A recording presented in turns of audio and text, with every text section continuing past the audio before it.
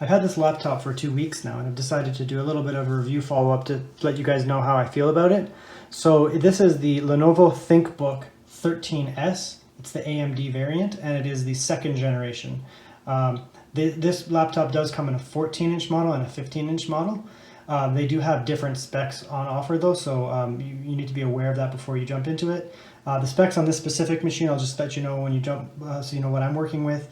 This one here has a 4800U AMD Ryzen 7 processor, which is the highest one you can get on this entire lineup, so it's quite good.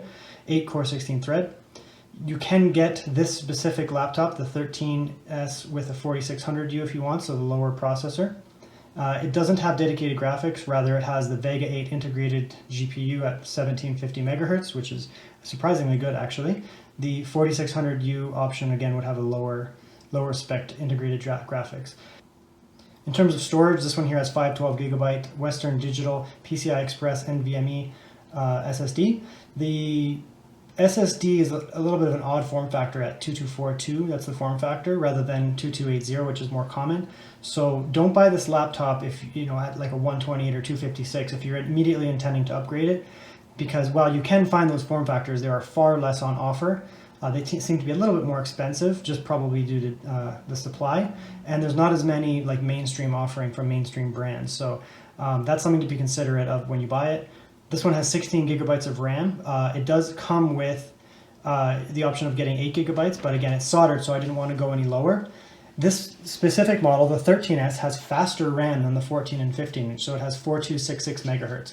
So that's another consideration between the sizes. Not only is this a smaller laptop, not only does the smaller laptop have the superior processor option that you can get, but it also has the fastest RAM option. So the 14 and the 15 inch are inferior in that they don't have that top spec available to you. And this one here has a 56 watt-hour battery. In terms of the screen, this one here is a 13.3 inch model, so it's a little bit of a smaller laptop overall, but it's a WQ-XGA 1920 by 1200 IPS screen. This one here is a 300 nits offering. You can get lower nits, but I personally wouldn't compromise on that because you're going to potentially have issues when you're viewing things in the dark, but that is somewhere you can go and save some money. I personally really like this screen because it has really good color reproduction, which is nice, and it's bright. But the other thing is it's a 16 by 10 aspect ratio. A lot of the laptops you can buy nowadays are 16 by 9 aspect ratio, which means that you get a little bit more top real estate on this one up here, whereas the 16 by 9 you get a little bit more width, which is, I guess kind of the standard right now, but it seems to be slowly phasing out in favor of 16 by 10 because it's better for document editing. I use a lot of documents, so I like to have more real estate on the top there. I don't necessarily want to have a little bit more width on the margins of my documents. So I really like that screen offering. The larger laptops, the 14 and the 15 inch, do not have 16 by 10 offering, so you just can't get that. So it's a 1920 by 1200 resolution on this, so basically equivalent to a 1920 by 1080. So there's no 1440p on the AMD. The Intel might have some 1440p or whatever the equivalent would be for a 16 by 10, but probably in my opinion, because the AMD laptops have superior performance, like the chips are just objectively better than the Intel offerings, Lenovo might be offering better other specs to compensate for that, so people still are willing to buy the Intel machines. But yeah, so that's a compromise you got to make, I guess. The webcam on it is fine. It's a 720p webcam. It's nothing special. It's good for just general conferencing. If you're doing like Zoom meetings or whatever, Teams meetings, it's fine. The built-in microphone is fine. Nothing special, but it does the job. It does have an actual shutter up here, so you can close that off manually if you want, which is nice. So if you're worried about people spying on you, if that's your thing. Okay, this is a test of the built-in webcam, 720p. Again, it has a shutter. Goodbye. Physical, so people can't spy on you, I guess, in that way. Like I said, 720p, so it's about the same as my external. It's nothing crazy, but it works. It's fine. It's a tiny little thing. In the days of laptops not having webcams, this is great. In terms of the actual form factor and build quality, it's a very slim laptop. It's not big at all. Very, very easy to hold in the hand. It's less than 3 pounds, which is excellent. The metal outside is great, so I don't feel like it's going to get damaged. It just feels very sturdy. There's no flex on it, which is wonderful. So I feel like confident when I'm moving around with it. And because it doesn't really weigh anything, you know, less than 3 pounds, it's comfortable to like lug around with you all day. You know, the screen, you can one-hand it open, which is really nice because it's got enough weight on the bottom. So it's just a great machine overall in terms of form factor and feel. The keyboard on it, I really like the keyboard on it. Compared to really any other laptop you can get outside of maybe an actual Thinkpad, the Thinkbooks are superior. Thinkpads are kind of the, you know, the gold standard in terms of typing feel. But this is, you know, they do compromise a little bit compared to the ThinkPads, but it's still an excellent typing experience, better than really any other laptop you can get if you pop out. It's not a mechanical keyboard, but it just feels really, really good. So let's just type something really quick.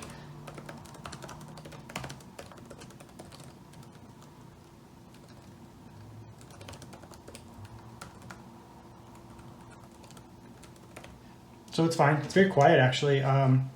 The only downside of it compared to, say, the Thinkpad is the keys are a little bit shorter around the edges here, so you don't get as much, you know, like you can't feel the keys as much when you're typing. It's basically the same as a MacBook in terms of the height of the keys.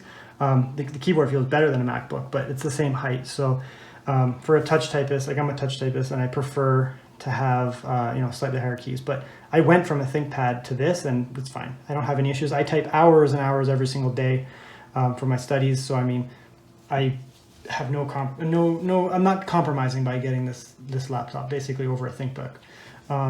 You do lose the little track point nib, not that I ever used it, but some people, you know, swear by that. So if that's something that you care about, you'll want to go with a Thinkpad instead. So that's something to be considerate of.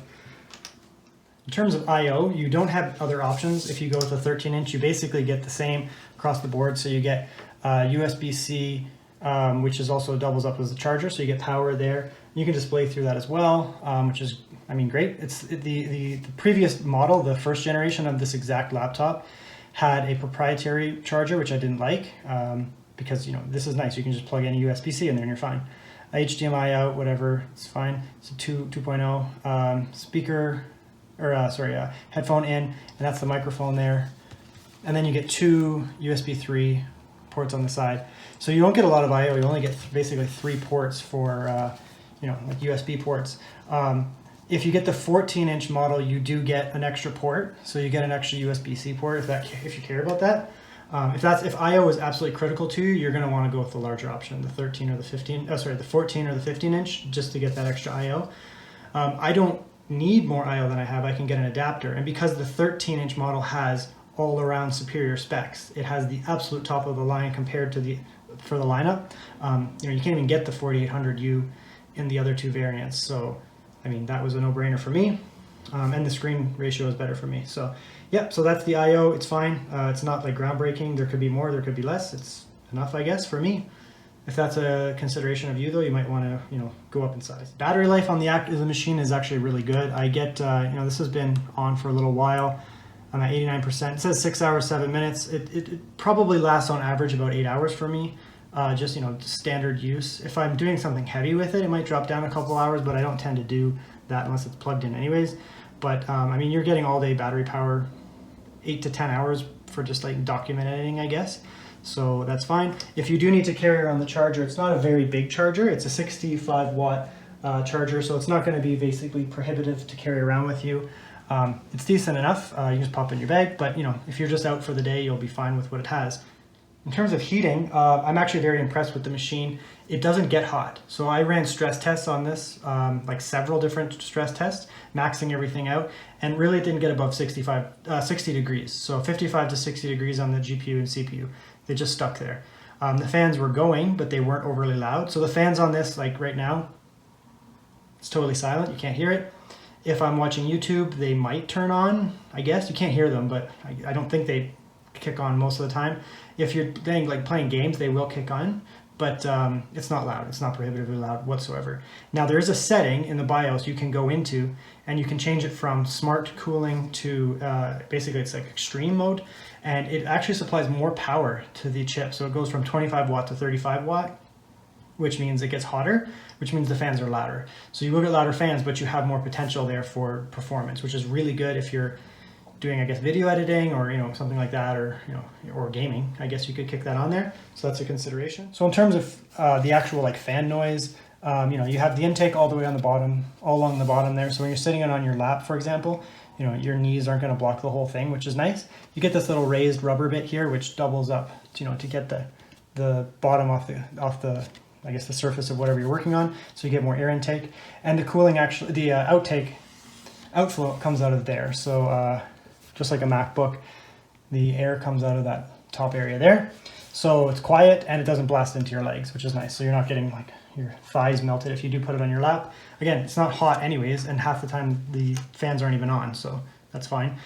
Even when you're gaming, like I did a lot of gaming with this to test it out, the keyboard doesn't get hot. I don't have like a temperature measure, but it's not hot up here. It doesn't bother my hands at all. Again, the chips are only getting up to 60 degrees, so, and it's blasting the air out the back, so I mean, I guess it's bypassing. I guess the heat would probably be more up in this area here. And on that note, when you're using the trackpad is fine.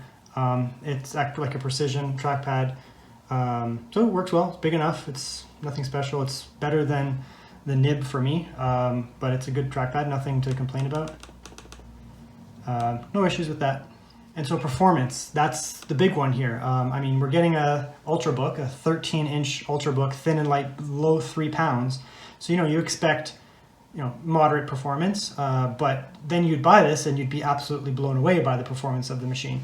It doesn't even have dedicated graphics. You're running with integrated graphics, but the performance is superb. The 4800U processor is just super fast. Anything you're doing with it, it's going to be extremely quick. It's just going to pop it out without much delay. You're getting an 8-core processor with 16 threads, so if your tasks are able to utilize that, you're going to get a lot more speed as well. But I do a lot of complicated mathematical processing, I guess, with this, and it's great. No issues with it. Gaming, I'll throw some clips at the end of this video, some from some benchmarks that I did. So I'll just summarize it real quick. You can play Witcher 3 above 30 frames per second. Okay, if you put it on 720p or 800p, whatever resolution, you can get it up to like high settings and still maintain 45 frames per second. If you go with like a more reasonable resolution like 1050, you're going to end up getting still above 30 frames per second with like medium settings, for example. So I mean, this thing doesn't have a dedicated graphics, and you're able to play Witcher on HD settings, like reasonably HD settings with medium to high settings, which is phenomenal. That's just great. And it's not getting really hot. The fans are not blaring. You're not getting above 55 to 60 degrees at all. So it's great. I also put Battlefront 2 into this machine, and I played it with the same resolution settings, and you can get above 30 frames per second, no problem. Grand Theft Auto 5, that game tries to lock at 30, and it locks at 30 with absolute max settings. You can put everything, crank it to the max, and you're still getting 30 frames per second on Grand Theft Auto 5. On a laptop that doesn't have dedicated graphics. So you can see that the AMD integrated, the Vega graphics have come a very long way. So if you want to do, I wouldn't even call it light gaming, because that's not even right. If you want to do moderate gaming on this laptop, you can do it. If you're going to be playing something like Cyberpunk and you want to have the graphics cranked up, you're going to need a dedicated GPU, obviously. You're going to get like a 1660 Ti or above, essentially. But for a sub 3-pound laptop without a GPU, meaning better battery life, this laptop performs exceptionally well. I was blown away by the performance of the machine, to be honest. Like really anything I throw at it it doesn't really struggle. Until you get the resolution up, like cranked up to the max, and put the settings on ultra, you'll get some slowdown, but it's a 13-inch laptop, thin and light. Like, are you really trying to sit there game at like, max settings in like a Starbucks? I mean, maybe, but you probably go on a bigger machine to do that anyways. So that's the performance. I'll just do a real quick cover of the audio here. So if you have headphones on, you'll want to take them out or turn it down. So here we go. This is just like a YouTube website, Lo-Fi Beats. It popped up the first time I got the laptop open.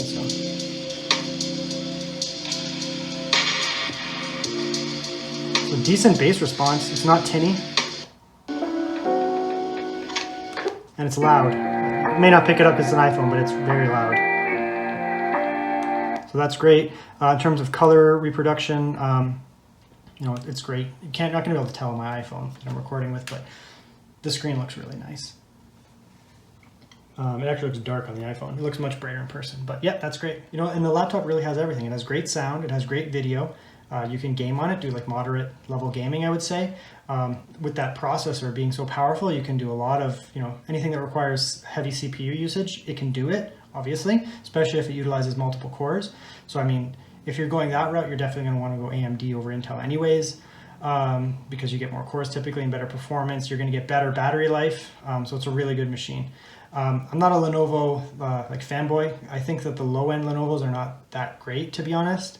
But once you jump into the Thinkbook, or you know, you go above to the Thinkpad, you're going to be getting superior quality to a lot of the competitors. For me, I mean, Thinkbooks are probably the way to go for most people. That's the Thinkbook, because the Thinkpads are, you know, there's a premium there, and you pay quite a bit more. The Thinkbook, you're not compromising, and you're getting all of that performance. And this new one, this second generation machine, is really an excellent performer and an all-arounder. There's really nothing that I would say, you know, this machine is lacking that. You know, maybe you want more I/O, or, you know, something else on it is not perfect for you. But I mean, for me, it's exactly what I want. So if you're considering this laptop, you know, and you're not really sure if it's a good machine, I'll tell you right now, it's a great machine. I'm going to be very happy with this for several years going forward. Make your considerations based on, you know, what size screen sizes you want and whether you need that much processor. You can always go to the larger variant. But one thing to consider with this, I'll just reiterate this, most of this stuff is hard to change. You know, the RAM is soldered, so you're not going to want to just swap that off. You're not going to be able to just swap that off. So you're going to want to get the RAM you want from the beginning.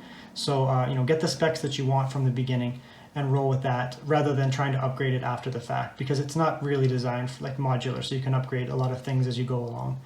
But yeah, so my takeaway, you know, I'm not going to give it like a numeric rating. I'm going to give it a rating of awesome, and you should get one. But you should also wait for it to be on sale, because they are still kind of expensive, even, you know, that they're not the Thinkpad. They're still kind of expensive. So, you know, check the Lenovo website. You will find them on sale. They have sales all the time. And once you see it and you're considering it, pull the trigger. Trust me, you won't be disappointed.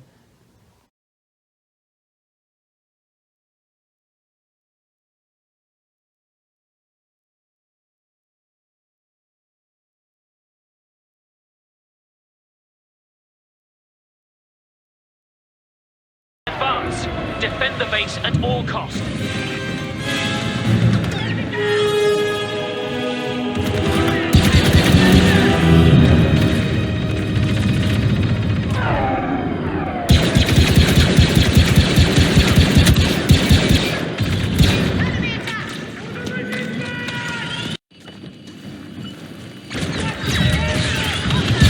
The battle outside has seen heavy losses on both sides.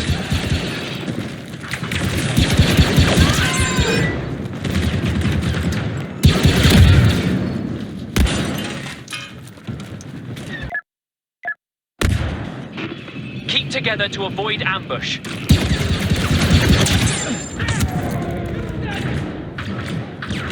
Grenade prepped!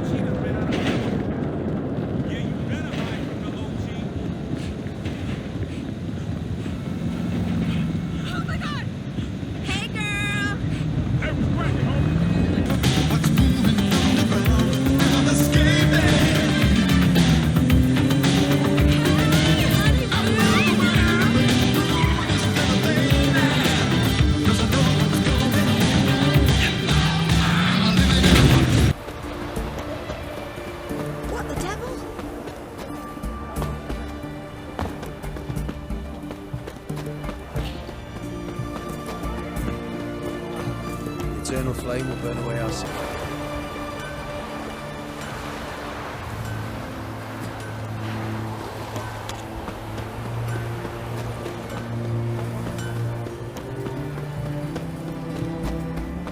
Got a foolproof method for it. son.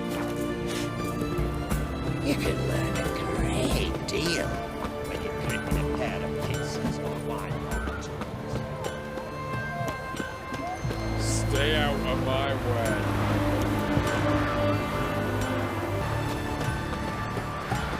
I like to curl up with a bottle. Oh!